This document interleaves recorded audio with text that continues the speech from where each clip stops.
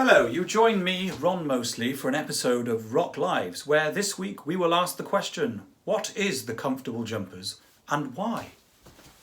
Do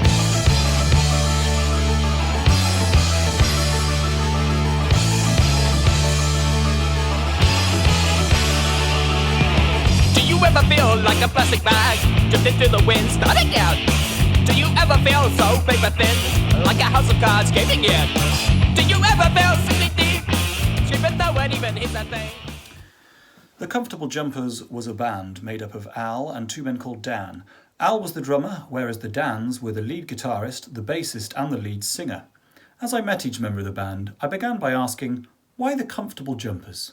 Well, I think we were doing some pretty audacious things. Our music was challenging. We were taking audiences to places where they maybe weren't ready to go. And so we needed a band name that was as disarming as we could. What's easier than a comfortable jumper, man? Yeah, on paper, the Jumpers thing was obviously hilarious.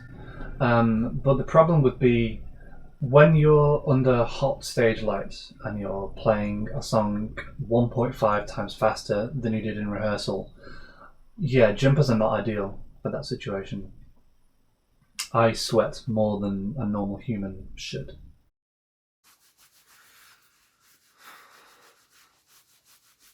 No, sorry, I meant, why did you start the Comfortable Jumpers?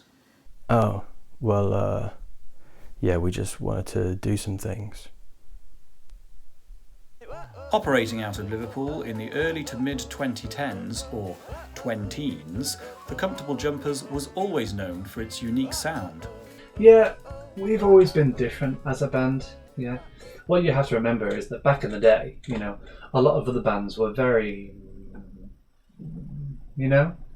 whereas we were much more, yeah. Mm-hmm. Other bands, they were like series 25 of The Simpsons, whereas we were series 26 of a much better TV show. Other bands, it was like going to the opticians, right? But for us, it was like finding £5 in the pocket of a stranger. Yeah, I think it's safe to say that we operated in such a way that we take a song that you knew really well and play it in a way that was unrecognisable. Our creative manifesto has always been, how much can one person conceivably? And when you extrapolate the maths of that to 3, well, the answer is literally numerical. Yeah, how much can one conceivably was just, something that I came up with, whilst ordering Chinese food in a takeaway. That was some good Chinese food. I'm going to have to go and get some Chinese food. Unique then among cover bands in that they shocked the listeners by refusing to play originals. The Comfortable Jumpers was always a force to be aware of. Much of that can be attributed to the raging lead guitar tones of guitarist Dan. Often thought of as spanning the genres, these particular spanners were unlike any other in the rock and roll toolkit. I remember, man, we were caught between gig promoters telling us we could make more money playing covers and functions, and function agencies telling us that we were way too original to be lucrative, man. But we just had to go our own way.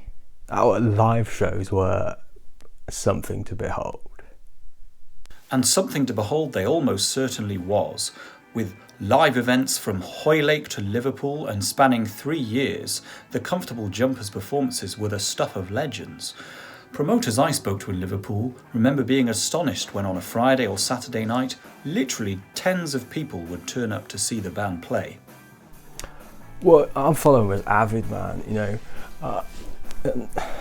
we'd have people turn out every gig, and quite often when we split up the money at the end of a show between the 3 of us, we'd be coming away with, pounds. And it's not just the numbers, people came back again. Often we'd remember them and recognise them because, they were our friends or parents.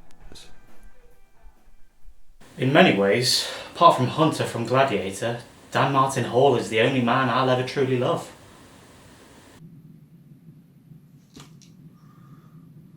But the Comfortable Jumpers was not only a live act. In 2015, their seminal EP, Get Your Facts Straight, was in fact released. The day we signed for Red Sky Records was a great day for all of us. Al and both Dans. You know, we sent the guy our masters and he put them on all the streaming platforms. Spotify, all the platforms, man. Yeah. And you know, some bands, they have really strained relationships with their record label, but we never did because we never even heard from the guy again. I think he lives in New Zealand now. They have sheep there. Sheep. In just 7 songs, the band demonstrated the ability to take a modern classic song and to change it into something other than that, 7 times. Whilst many of the ideas and arrangements came from Dan, sometimes Dan would lead the way.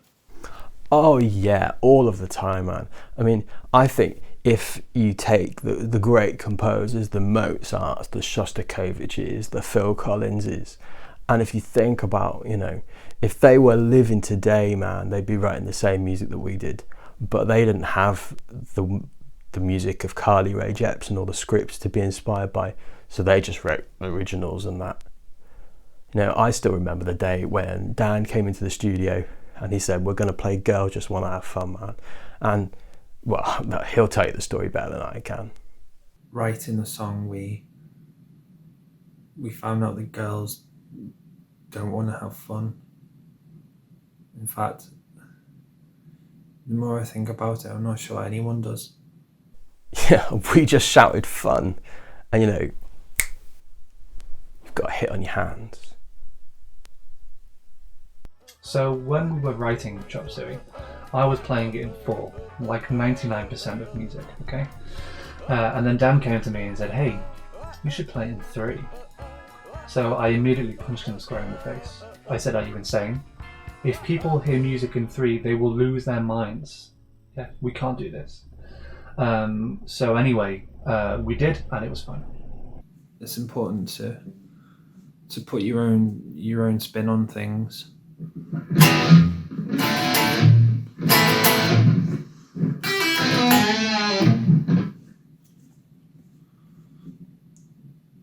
Like a twist. Many of our fans have bought that EP, man, you know. Well, we'd guess. I mean, we never saw the numbers because, you know, New Zealand. But it was really well received, we think.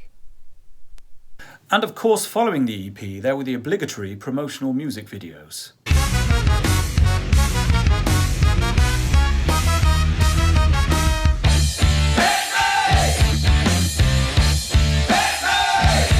The band's many hilarious videos were filmed by director Christian Scott. I caught up with him when he was unavailable. A series of live shows that are remembered today, and an EP that people paid for. Was there anything that the Comfortable Jumpers couldn't overcome? Yes, geography. When Al told us he was moving to Japan, I was stunned, man. You know, and I think Dan said it best when he said, you know, That'll be it, really. I just had to move to Japan because I just had to teach Japanese kids English. You can teach English kids English, but they mostly know how to do it already. Yeah, we just stopped there, you know. Something special that we'd been part of. Gone, man. And that was the end of the road for what many in the Liverpool music scene thought could have been another Beatles. Cover band. But then 2 years later, a reunion gig for the ages. Al was back from Japan for 6 days and a last huzzah was booked in the legendary Zanzibar Club.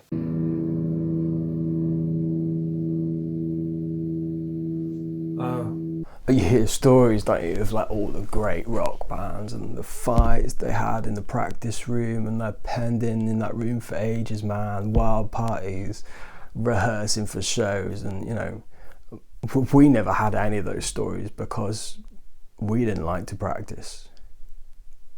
So when Al flew in from Japan on like the Thursday night, we just gigged on the Friday. Just did it. The boys learnt their songs again from the rough recordings made in their formative years and put on an event that can be remembered as having happened. I'll always be able to say I was there. And so, having played their last show, sticks back in bags, wires still like that, we saw the last of the Comfortable Jumpers. That is, until now. During this period of lockdown, they have got together to record and release a track for their greatest fan, Stu.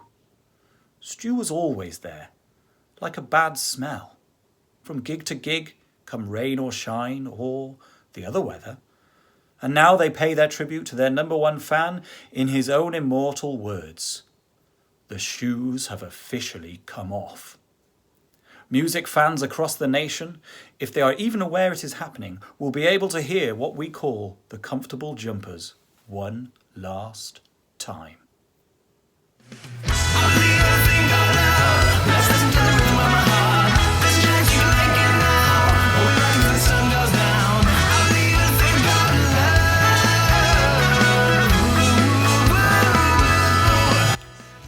That's it from me, Chad Simply, for another week here at Rock Lives. Join me next week when, in a language of their own devising, I'll be asking Sigur Rós,